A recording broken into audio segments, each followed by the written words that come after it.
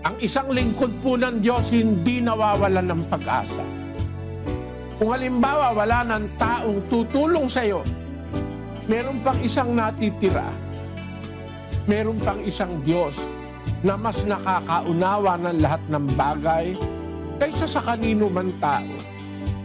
Wala pong problema na mas malaki kaysa sa Diyos. Malaki ang Diyos kaysa lahat ng problema. Magtiwala lang po tayo, humingi tayong may pananampalataya. May Diyos, meron siyang magagawa, meron siyang maitutulong. Sa pamamagitan ng wika ng panalangin at daing na may pagpapasalamat, ipakilala ninyo ang inyong mga kahilingan sa Diyos.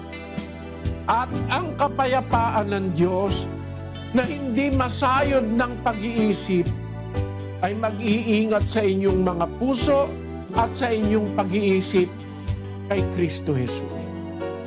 Pero kung meron kang nadadaingan Diyos, iba po yung meron kang Diyos, mga kapatid, na kinikilala. Meron kang Diyos na kinaglilingkuran. Malalapitan mo sa panahon ng pangangailangan gaya nung sinasabi sa Ebreo. Magsilapit nga tayong may pagkakatiwala sa luklukan ng biyaya upang tayo magsipagtamo ng awa at makasumpong ng biyaya upang tumulong sa atin sa panahon ng pangangailangan.